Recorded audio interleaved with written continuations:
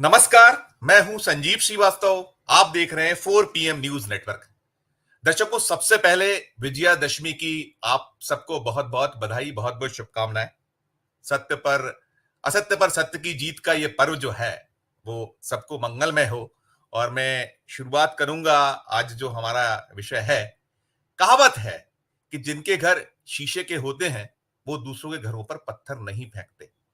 लेकिन हम देखते हैं कि प्रधानमंत्री नरेंद्र मोदी जी हो या उनका कुनबा हो, वो पत्थर जरूर फेंकता है। और फेंका वो पत्थर विरोधियों पे जाता है, लेकिन होता यह है कि कहीं वो अपने को ही कई बार घायल कर दिया करता है। और उसके बहुत दूरगामी परिणाम भी होते हैं और कई लोग बेचैन और हलाकान भी हो जाया करते हैं। मैं बात करने जा रहा हूं दिल्ली के एक बहुत चर्चित मसले और मामले की।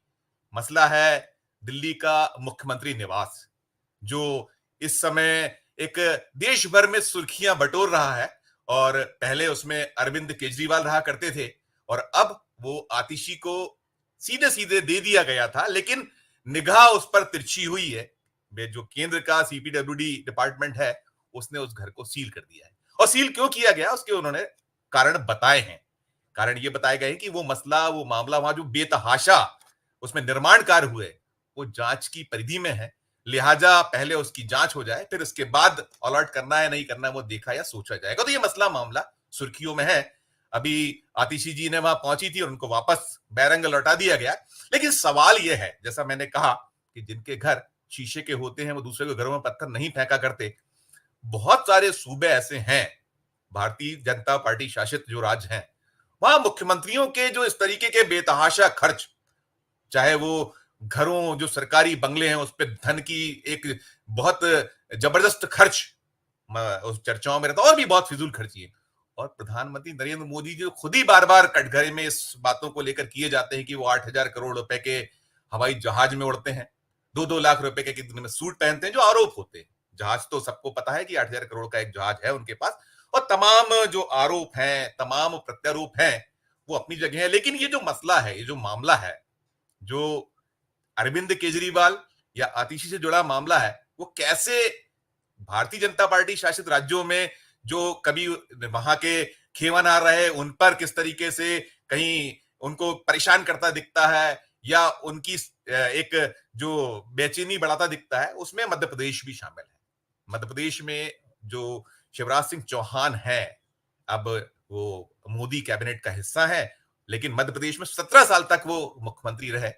और उस दौरान चाहे वो मुख्यमंत्री निवास हो, 6 शामला हिल, या फिर उनकी एक एनेक्सी थी, वो एनेक्सी जो 2004 तक उन्हें सांसद रहते भोपाल में मिली हुई थी। अलॉट एक बंगला था जिसे उन्होंने बाद में एनेक्सी बना लिया था। और जब विधानसभा 2023 के चुनाव हो रहे थे और ये लग रहा था कि ये मामा पुनः मध्य प्रदेश के मुख्यमंत्री नहीं बनाए जाएंगे, तो उन्होंने वो उस एनेक्सी को ताबड़तोड़ आनंद फानंद में उसकी साज सज्जा और तमाम जो कुछ हो सकता था किया गया था, करा था। साथ साथ एक बड़ी दिलचस्प बात यह भी हुई थी कि वो जो उनका ये एनेक्सी 74 बंगले भोपाल में, एक बहुत मैं ऐसा क्षेत्र है जिसको सबको ही जानते हैं, और वो पूरे का पूरा इलाका है जिसमें कि ये जो वीवीआईपीज हैं, चाहे वो मंत्री हो, अफसरान हो, उनके लिए ये बंगले बने हुए हैं। बड़ी पहचान है, 74 बंगले। लेकिन वो बंगला नंबर 8 के ठीक बाजू में बंगला नंबर 9 भी एक होता था, जिसमें कभी जमुना देवी रहा करती थी, जो मध्य प्रदेश विधानसभा में ऐसी ऐसी नेता प्रतिपक्ष थी जिन्होंने शिवराज सिंह चौहान की नींदें आराम करी हुई थी। बाद में जब वो दिवंगत हो गई तो ये बंगला मिला जो बीजेपी के प्रदेश अध्यक्ष थे नंद कुमार चौहान साहब को। जब नंद कुमार चौहान साहब भी नहीं है तो मामा ने, जब मुख्यमंत्री रहते रहते, इस बंगले को बाला बाला जो ले लिया गया, उस पर तोड़फोड़ कर दी गई। और जो हम बात कर रहे हैं, मूल विषय यह है कि जो धन की वर्षा की जाती है, जो सरकारी धन है, या जो एक आम जनता की जो गाड़ी कमाई, उसे कैसे लुटाती हैं सरकारें, कुछ वही मसला है। तो यही विषय है कि जो दिल्ली में चल रहा है, यदि उसमें अगर ढंग से कोई उस पर पीछे पड़े, तो भारतीय जनता पार्टी शासित राज्यों में बहुत सारे मुख्यमंत्री, पूर्व मुख्यमंत्री या और ऐसे नेता कटघरे में खड़ा किए जा सकते हैं, उनकी फजीयत की जा सकती है। अब चूंकि फाइल खुली है दिल्ली में, और बिना प्रधानमंत्री जी, बिना केंद्रीय गृह मंत्री साहब के तो सीपीडब्ल्यूडी की इतनी हिम्मत नहीं कि वहां वो कुछ तरीके से करती है। लेकिन राजनीति है करते हैं, और राजनीति जब करते हैं तो फंस भी जाया करते हैं। तो हम आज इसी विषय पर चर्चा करेंगे, और चर्चा करने के लिए चलेंगे कुछ खास मेहमान हमसे जुड़ रहे हैं, हम जुड़े हैं हमारे साथ सीनियर जर्नलिस्ट रविंद्र जैन साहब, और एक हमारे और मेहमान हैं वो भी जुड़ेंगे। रविंद्र जी, आपका बहुत बहुत सबसे पहले स्वागत करूंगा और आपको बहुत बहुत शुभकामनाएं, बधाई जो दशहरे पर्व की। आपके दर्शकों को भी, आप भी एक अपना चैनल चलाते हैं, यूट्यूब चैनल। तो मैं शुरुआत करने के पहले जो एक खबर ये रही थी आज जो फिर सुर्खियों में है, जो अरविंद केजरीवाल या जो आतिशी के बंगले से जुड़ी, एक जब ये पिछले साल जब विधानसभा चुनाव के ठीक बाद नतीजे आ चुके थे, मोहन यादव मध्य प्रदेश के मुख्यमंत्री हो चुके थे, तो एक आपने खबर की थी, उस खबर के एक हमने क्लिप आप ही की उठाई है जिसमें आपने कुछ स्पष्ट किया था, और इसमें तुलना आपने यही की थी कि यदि ठीक से जांच हो जाए, एसआईटी बैठ जाए, तो मध्य प्रदेश के मुख्यमंत्री जो उस दौर के या और बाकी नेतागण सब, उनको बड़ी दिक्कतें होंगी। तो पहले वो क्लिप सुनते हैं, फिर मैं शुरू करूंगा सवाल जवाब का सिलसिला। निर्माण हो रहा है पिछले लंबे समय से मध्य प्रदेश में, यदि इसकी एसआईटी बनाकर जांच की जाए तो आप चौंक जाएंगे। लगभग आधी से ज्यादा राशि फिजूल खर्च में खर्च हो रही है। मैं आपको बताता हूं, ये जो विधानसभा क्वेश्चन आया है, इस क्वेश्चन में जो जवाब आया है उसमें यह बताया गया है कि शिवराज सिंह जी चौहान ने अपने जो श्यामला हिल वाला बंगला है उस पर 21,96,34,00,000 रुपए का केवल नवनिर्माण कराया है, अपना कार्यालय बनवाया है।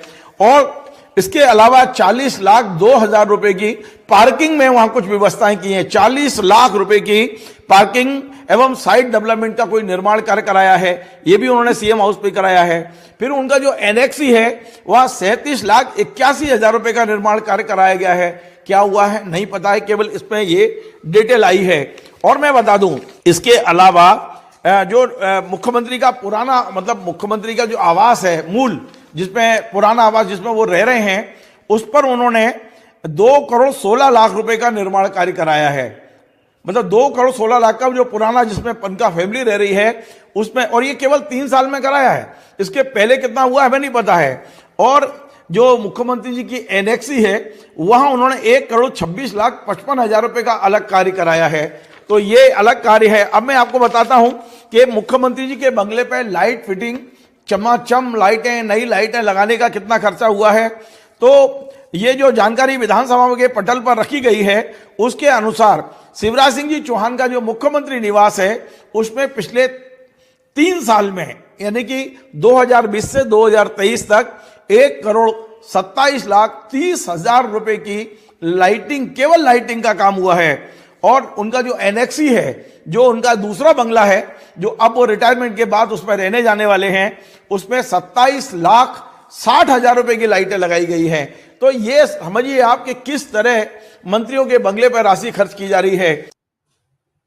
ये रविंद्र जी, वो आपकी पुरानी खबर थी, हम सभी ने इस खबर को चलाया था जब ये प्रकाश में आई थी, लेकिन आपने इसको बहुत तफसील से किया था, बहुत उसमें सारे आंकड़े सब कुछ दिया था। अब 1 साल के लगभग हो गया है, वो रोक लगाई थी जो नए बने थे मुख्यमंत्री मोहन यादव साहब। लेकिन हम ये पाते हैं, जो हम बार बार बात करते हैं रविंद्र जी की, जैसे अरविंद केजरीवाल वाला जो बंगला या उसकी जो अभी सुर्खियां बना हुआ है, चर्चा है, जो सील कर दिया गया है, उसमें सीबीआई इंक्वायरी भी करवा रही है, जो केंद्र की सरकार है, जो जिस तरीके से वहां एलजी है, सारा कुछ। तो ये जो होता है, हम ये देखते हैं कि चाहे वो सीबीआई हो, चाहे वो ईडी हो, या इनकम टैक्स हो, या ऐसी और एजेंसी है, राज्य की इकाइयां हो या केंद्र की, वो उसका चश्मा केवल विरोधियों को देखता है, और विरोधियों को देखने में फंसते उनके अपने लोग भी हैं। भले ही कार्रवाई करने में कोताही हो, लेकिन ये जो करते हैं इसकी जो दूरगामी परिणाम तो होना ही होना है। ठीक है, आज नहीं है तो कल तो ये मामला उठ सकता है, या जो अभी चल रहा है यदि कोई ढंग से इसमें पीछे पड़े तो क्या शिवराज सिंह चौहान जी की मुश्किलें नहीं बढ़ेंगी, या जो और भारतीय जनता पार्टी शासित राज्यों में जो मुख्यमंत्री गण या नेता गण है उनको मुश्किलों का सामना नहीं करना पड़ेगा? आपकी प्रतिक्रिया रविंद्र जी। देखिए संजीव जी, आपने अपने सवाल में ही जवाब दे दिया। आपने खुद ही बोल दिया कि कार्रवाई केवल दुश्मनों पे होनी है, विरोधियों पे होनी है। तो सत्ता पक्ष की मुश्किलें तब तक नहीं बढ़ेंगी जब तक सत्ता नहीं बदल जाएगी, और सत्ता बदलेगी उसके बाद ही जांच होगी। लेकिन मध्य प्रदेश का दुर्भाग्य यह है कि मध्य प्रदेश में कांग्रेस कई बार आई, पर भारतीय जनता पार्टी जिस तरह से काम करती है ना, कि विरोधियों को नेस्तनाबूद कर देती है, उस तरह की कार्रवाई कांग्रेस ने कभी नहीं की। कमलनाथ जी अभी रह के गए 2.5 साल, पर आपको एक केवल नरोत्तम मिश्रा वाले मामले को छोड़ दिया जाए, एक भी ऐसी काम नहीं किया है कि आप ये कह सकें कि भारतीय जनता पार्टी के खिलाफ कोई जांच बिठाई हो, नेताओं के खिलाफ जांच बिठाई हो।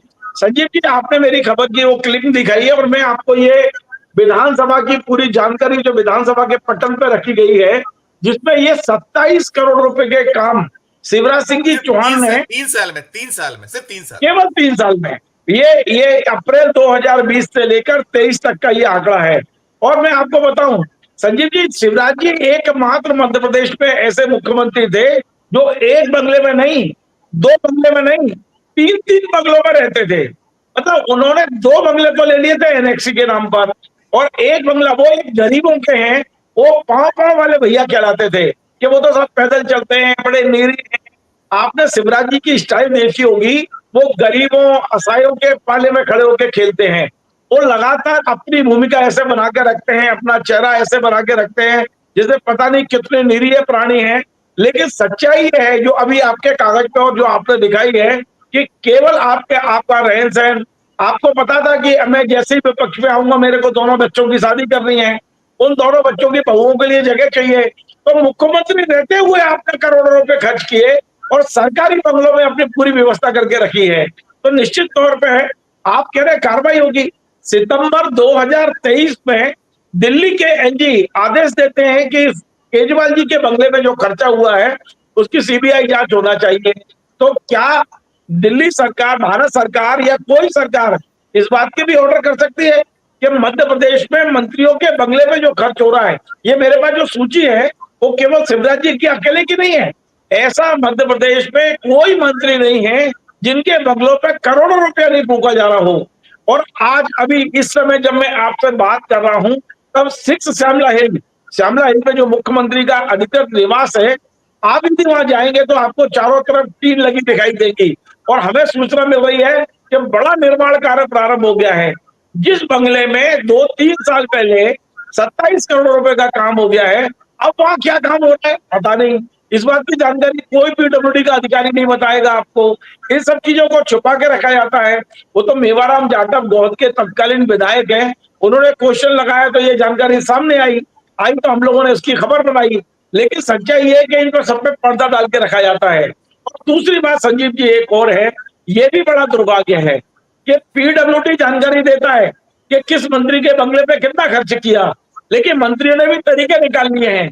पीडब्ल्यूडी बेशक आप तक है कि हमने 2 करोड़ रुपए खर्च किए हैं, लेकिन बंगले पे 8 करोड़ खर्च होते हैं, 20% बताया जाता है। ये जो 60%, 70% जो खर्चा है वो अधिकारियों से 2 नंबर पे बंगले में कराया जाता है। सारे एसी बदल जाते हैं, पूरा बंगला बदल जाता है, विभाग के खर्चे भी डाले जाते हैं। यदि जांच हो कि जो मंत्री ने अपने बंगले में काम कराया है वो पीडब्ल्यूडी का खर्चा कितना है और उनके विभाग के पद से कितना पैसा आया है, डाल देते कि मंत्री जी के बंगले पे हम लोग गए, मंत्री जी के बंगले पे ये काम हुआ, या फिर उस मंत्री के विभाग में कहीं कंस्ट्रक्शन चल रहा है तो उस ठेकेदार को वह मंत्री जी के बंगले पे भी काम करना पड़ता है। लेकिन आप सत्ता में हैं, आप ताकत में हैं, आपके ऊपर कोई चेक को नहीं है। रवि जी, लेकिन ये मामा के फंसने जैसा तो है। यदि इसको खोला जाए, यदि आप उधर कर रहे हो, दिल्ली में जो कुछ कर रहे हो, यदि यहाँ फाइल खुल जाए, खुलवा दी जाए ढंग से, ठीक है कि ये नहीं करेगी कार्रवाई कौन बोलेगा? नहीं कौन नहीं, बोलेगा? कोई आरटीआई एक्टिविस्ट हो या कोई जो भी, जिसको, या कोई हम क्या पीआईएल भी तो लगा सकता है ना आदमी, यदि सब चीजों पर हो सकती है। मैं संजीव जी, इसमें मुश्किल जी आप स्थिति ये है कि आज शिवराज जी को डराने का काम तो होता है बीजेपी की ओर से, कार्रवाई नहीं होती। अभी हमने देखा परिवहन आरक्षण में भी उनको डराने का काम हुआ, उनकी बोलती बंद हो गई।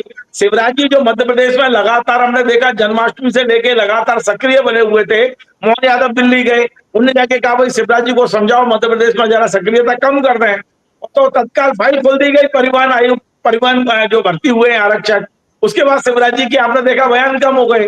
तो शिवराज जी को केवल डराया जाता है, शिवराज जी को बताया जाता है कि हम फाइल खोल सकते हैं, लेकिन खुलती नहीं है फाइल। ये शिवराज जी को पता है कि यदि मोदी जी नाराज हो गए, शाह नाराज हो गए तो फाइलें खुल जाएंगी। तो केवल फाइलों को टेबल पर रख के डराने से काम हो रहा है, तो फिर जांच के आदेश कौन करेगा संजीव जी? ठीक ठीक। मैं अरुण दीक्षित से आप पुनः जुड़ गए, एक बार हमारा संपर्क टूटा था। अरुण सर, बहुत बहुत स्वागत करूंगा। दशहरे की आपको बहुत शुभकामनाएं। और सवाल यही है सर, इसमें बहुत महत्वपूर्ण है कि देखिए, एक और तो जो कथनी और करनी की बात होती है, हम बार बार, और वो होती भी है, उसमें कहीं कोई नहीं कि किसी के लिए कुछ है, किसी के लिए कुछ है। और दूसरी चीज ये भी है कि जो नियमों की बात होती है, गृह विभाग, जो मध्य प्रदेश गृह विभाग के बहुत स्पष्ट नियम है कि किसी भी सरकारी घर, कोई भी सरकारी बंगले में आप उसके स्ट्रक्चरल कोई छेड़छाड़ नहीं कर सकते, छोटा हो या बड़ा हो। लेकिन अब ये जो चीजें हैं, ये देखते हैं हम, आप तो बहुत 4 कदम दूर है आपका बंगला और शिवराज जी की जो एनेक्सी, उसमें बहुत अंतर नहीं है, आप एक सड़क पार करिए आप पहुंच जाते हैं। एक बंगले का वजूद खत्म कर दिया था, 74 बंगले जो है 73 हो जाते हैं और कोई एक्शन नहीं होता। और उधर दिल्ली में जो है आप सील कर देते हैं, केजरीवाल द्वारा जो बंगले को अगर उसने रेनोवेशन किया, और ठीक है, हम किसी की पैरवी बिल्कुल नहीं करते, गलत किया तो उसके खिलाफ बिल्कुल सख्त एक्शन लीजिए। लेकिन ये सब जो है, ये मामा जो दौड़ है, अध्यक्ष की दौड़ में भी कभी कभी शामिल उनके नाम चलते हैं, प्रधानमंत्री पद की दौड़ में, तो ये पीछे कहानी क्या है? फाइलें क्यों खुलती दिल्ली से ऐसी कि जिससे मामा भी कहीं थोड़ा बेचैन हो, भयभीत हो? अभी रविंद्र जी ने कहा कि वो केवल डराने के लिए होता है। आपकी प्रतिक्रिया? देखिए संजीव जी, बात यह है कि जो रविंद्र अभी कह रहे थे, मध्य प्रदेश में जो हो रहा है, अब मैं तो जिस मोहल्ले में रहता हूं, वहां शिवराज सिंह ने 73 कर दिए 74 के, वो बंगले को गिरा के नया बनाया गया। क्या कभी कोई पूछेगा कि आपने किस हैसियत से एक बंगला तोड़वा दिया? उसको, उस पर क्या खर्च हुआ अभी तक उसकी जानकारी नहीं है, किसी विभाग ने नहीं दी है। और उसके बाद लगातार काम हो रहा है। जो रविंद्र भाई कह रहे हैं कि बहुएं आनी है, सारी व्यवस्था है, अभी तो वहां जब वो चुनाव लड़ रहे थे तो वहां स्थायी तौर पर एक दफ्तर चल रहा था। और आज की तारीख में मध्य प्रदेश में अगर आप देखिए तो कितने बंगले मुख्यमंत्रियों के पास हैं? उमा भारती, दिग्विजय सिंह, कमलनाथ, अब नहीं, ये तो नियम ही बना गए थे ना कि जो मुख्यमंत्री, पूर्व मुख्यमंत्री है, वो जीवित रहते तक वो ये सब सुविधाएं पाएंगे। ये तो खुद ही नियम की कर दिया गया। सुप्रीम कोर्ट के ऑर्डर के बाद फिर ये हुए थे। अब मजे की बात जो है, जो जिस पर किसी का ध्यान नहीं जा रहा है, शिवराज सिंह के बंगले में अभी वो टीनें हटना शुरू हुई, जो अभी तक लगी थी कई साल से। अब वो वहां मोहन यादव ने सरकारी बंगले पर लगवा दिए। सवाल यही है कि 27 करोड़ रुपए में कम से कम 50 जिलों के 50 स्कूलों को बहुत अच्छे से आप डेवलप कर सकते थे, बहुत अच्छे हो जाते, उनमें जितनी टेक्निकल जरूरत थी, बिजली पानी सबकी व्यवस्था हो जाती। लेकिन उनके बारे में सोचेगा कौन? अभी ये नहीं पता है कि शिवराज सिंह चौहान को जो घर, दूसरा घर उन्होंने बनाया, उस पर खर्च कितना हुआ, कोई नहीं बता रहा है। एक में तो किरार समाज का दफ्तर चल रहा है, उसमें क्लासेस चलती हैं। तो ये चीजें जो है, ये सारे नियम कानून खत्म हो जाते हैं जब आप पावर में होते हैं। एक अभी बहुत चर्चा में है डिप्टी सीएम, नाम है जगदीश देवड़ा। उनके घर में भी, सरकारी घर में 2 साल से काम चल रहा है। वहां पर जो छोटा सा घर है उसका पूरा नक्शा बदल दिया गया है, जो आप अभी कह रहे थे, कोई उसका पूरा ढांचा बदल गया है। वो 74 बंगले सब 1 मंजिल के हैं, जो शिवराज सिंह ने भी मंजिल 2 नहीं की थी, इन्होंने तो आधे हिस्से में 2 मंजिल का बना लिया है, बन रहा है अभी भी, आज की तारीख में काम चल रहा है। कौन पैसा दे रहा है? वो वित्त मंत्री भी हैं, आबकारी मंत्री भी हैं, कौन लगा रहा है? पीडब्ल्यूडी वाले बताने को तैयार नहीं है। ऐसे कई बंगले हैं मध्य प्रदेश के, कई भाजपा नेताओं के नाम पर आवंटित बंगले। आपको पता है कि एक साउथ वाले जो मंत्री हैं केंद्र सरकार में, उनके नाम पर 74 बंगले में एक बंगला है। अभी जो है, एक भारती, आरोग्य भारती जैसा नाम के एक ऐसे भारती नामक संस्थान को जो बंगला अलॉट हुआ है, उस पर रिनोवेशन के लिए 84 लाख रुपए सैंक्शन किए हैं सरकार ने। तो ये जो चीज है, ये सारी गरीबी स्कूल के बच्चों को साइकिल देने में है, उनके ड्रेस देने में है, उनकी स्कूटी देने में है, बाकी अस्पतालों को दवाएं पहुंचाने में है, लेकिन पेंशन, विधवा पेंशन बांटने में और कोरोना पीड़ित बच्चों का पैसा देने में है। वहां गरीबी है, वहां फंड नहीं है। लेकिन मंत्रियों के बंगलों पे होने वाले खर्च पर कोई रोक नहीं है, किसी तरह की कोई नहीं है। अब आज की तारीख में मोहन यादव जी के पास 2 बंगले हैं। बिंद कोठी नाम का जो पुराना विशालकाय बंगला है, अब ये भी तो देखो कि उसमें क्या क्या हुआ है अभी तक। लेकिन सबसे बड़ी चीज है कि नरेंद्र मोदी की अगुवाई वाली जो बीजेपी है, उसमें शुचिता सिर्फ दूसरों के लिए है, अपने लिए नहीं है। अपने लिए किसी तरह का कोई नियम कानून नहीं है।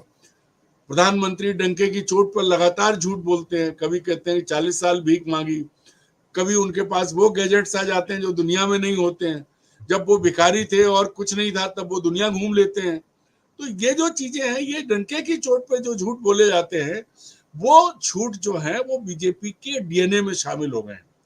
अब अगर आप अरुण सर इसमें एक चीज और विदित है, ये तो सभी को विदित है कि मामा फूटियां नहीं सुहाते हैं, ना मोदी जी को सुहाते हैं और ना वो चाणक्य साहब जो बीजेपी जिन्हें कहती है, अमित शाह साहब को। हमने देखा है कितनी बार, हम बहुत क्लियरली वो किस अंदाज में उनके नाम से पेश आया करते थे। तो सवाल वही है, अभी जो रहीम भाई कह रहे थे कि वो है तो सही, मैंने भी आपसे ये पूछा था कि वो चाहे अध्यक्ष की दौड़ हो या प्रधानमंत्री पद की जो दौड़ है, सब में शामिल रहते हैं। और कुल मिलाकर ये बार बार जो होता है, जो भी अरविंद भाई का डराने के लिए, व्यापम की भी फाइलें खुलती हैं बार बार और फिर वो बंद हो जाती, सिर्फ दहशत तक सीमित है मामला। इस पर भी थोड़ी टिप्पणी। देख, मैं वहीं पर आ रहा था कि दरअसल क्या है जो आपने कहा कि मोदी को शिवराज सिंह चौहान में अपना प्रतिद्वंदी क्यों दिखता है, क्योंकि वो तो पहले दिन से बेचारे पांव में पड़े हैं। मोदी को भगवान का अवतार किसने बताया? शिवराज सिंह चौहान ने। जब एक बार को अचानक ये लगा विधानसभा चुनाव के वक्त, ये तो तय हो गया था कि उन्हें अगला मुख्यमंत्री नहीं बनना है, तब उन्होंने मंडला डिंडोरी में एक सभा में पूछा था कि मुझे मुख्यमंत्री बनना चाहिए कि नहीं बनना चाहिए, मुझे मुख्यमंत्री बनना चाहिए कि नहीं, मोदी को प्रधानमंत्री बनना चाहिए कि नहीं। उसके बाद थोड़ा सा बदलाव हुआ था, लेकिन वास्तविकता ये है कि शिवराज सिंह चौहान, जो रविंद्र ने कहा कि भाई सबकी सेवा की है और सबसे ज्यादा संघ की है। वो मोदी जी ने एक बार डायलॉग दिया था ना, बोरे भर भर के नोट टेम्पो में भर भर के पहुंचे। तो शिवराज सिंह चौहान ने नागपुर को भी देखा है और दिल्ली को भी देखा है, सबकी सेवा की है। आज की तारीख में भाई नागपुर का जो मुख्यालय है उसको देखिए और इसका जो दिल्ली में बन रहा है मुख्यालय झंडेवालान में, उसको देखिए। तो राष्ट्रीय स्वयंसेवक संघ का हर अनुषांगिक संगठन मध्य प्रदेश में अपने भवन का मालिक है या उसके पास सरकारी भवन है, और तमाम सरकारी भवनों में उतनी सुविधाएं दी गई हैं नए बना के, जितनी सामान्य तौर पर बड़े बड़े अफसरों को भी नहीं मिल पाती हैं, नेताओं मंत्रियों को भी मुश्किल से मिलती है। सब मिली है। आप भोपाल में घूम लीजिए, संघ के हर अनुषांगिक संगठन के पास बड़े दफ्तर हैं। दत्तोपंत ढेगड़ी भवन बुजुर्गों का जो है वो अरेरा कॉलोनी का भवन, एक विद्यार्थी परिषद का भवन, और बड़े तो अलग अलग नाम है। तो ये सब जो है ये सेवा किसने की है? शिवराज सिंह जी की है।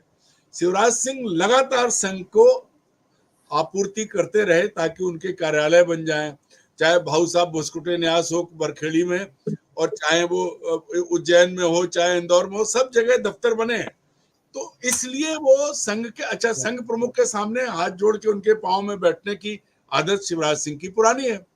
तो इसलिए शिवराज सिंह को जो है ये पता है मोदी को कि जिस दिन जरूरत पड़ी तो संघ शिवराज सिंह के साथ खड़ा हो जाएगा, क्योंकि नरेंद्र मोदी ने हिंदुत्व के नाम पर सत्ता तो हासिल की, लेकिन उसके बाद संघ को वो बिल्कुल हाशिए पे पटक के रखे हुए हैं। दूध की मक्खी की तरह से निकाल के फेंकने की कोशिश उन्होंने पिछले चुनाव में की थी, और इसका प्रमाण जगत प्रकाश नड्डा का वो बयान था कि अब हमें संघ की जरूरत नहीं है।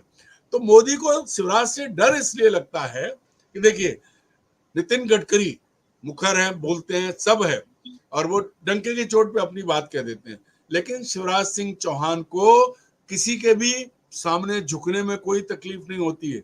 वो बदला जरूर लेते हैं, लोगों को नेस्तनाबूद भी किया उन्होंने राजनीति में, बहुत सारे लोग घर बैठाए हैं, लेकिन ऐसे करके कंधे झुका के पांव पड़ते हुए वो आगे बढ़ते हैं। वो मोदी जी के भी सामने झुक जाते हैं और भागवत जी के सामने भी झुक जाते हैं। पर जिस दिन भागवत जी को लगेगा कि अब आज की परिस्थिति में जब हमें चुनाव करना है तो सबसे पहला नाम शिवराज सिंह चौहान का होगा, और ये बात मैं पिछले 1 साल से कह रहा हूं। तो इसलिए शिवराज सिंह चौहान, देखिए व्यापम घोटाला हुआ, उसमें कोई शक नहीं है, पूरी दुनिया में इमेज खराब हुई, इसमें कोई शक नहीं है। सारे मेडिकल कॉलेजेस के मालिक और सरकारी मेडिकल, गांधी मेडिकल कॉलेज, सब में फर्जी भर्तियां हुई, जेल गए मालिक लोग, कोई ऐसा नहीं बचा, चाहे इंदौर हो चाहे भोपाल हो। फिर उसके बाद भी सीबीआई की प्राथमिक जांच में रिपोर्ट थी, बीजेपी ने वो सब नाम लिए थे जो किरार समाज के पहले के मुखिया थे, जिनके साथ मुख्यमंत्री का परिवार मंच शेयर करता था, उनका भी नाम था, सारी चीजें हैं। लेकिन सीबीआई ने आज तक क्योंकि सीबीआई किसकी है? व्यापम की जांच शुरू होने के बाद सत्ता में कौन आया? सीबीआई ने। वो जो सीबीआई किसी भी मामले में, अरविंद केजरीवाल पर 100 करोड़ में 3 मुकदमे हैं और यहाँ हजारों करोड़ का व्यापम है। कितनी सीटें कहां निकली, व्यापम में कोई बात नहीं आई। नर्सिंग घोटाले में तो सीबीआई के अफसर गिरफ्तार हुए हैं। तो सीबीआई मध्य प्रदेश आके सीबीआई भी व्यापम जैसी हो गई। करप्ट, मोस्ट करप्ट इंस्टीट्यूशन आज कंट्री का है तो ईडी के बाद सीबीआई है। ईडी तो रस्सा घुमा के और पैसे वसूल लेता है। जितना होगा जिसका नाम दिया, प्रिलिमिनरी इंक्वायरी डाली और वसूली कर ली। यही काम सीबीआई ने किया है। अगर आज भी ईमानदारी से व्यापम और नर्सिंग घोटाले की जांच हो जाए, माइनिंग घोटाला जिसमें आईपीएस अफसर तक मारा गया, उसकी जांच हो जाए, तो बहुत सारे माननीय जो है ना, इनका पूरा जीवन जेल में कटेगा। लेकिन बिल्कुल, बिल्कुल। लेकिन नरेंद्र मोदी ये नहीं करेंगे। वो शिवराज सिंह चौहान को डराते हैं, अपने और विरोधियों को डराते हैं।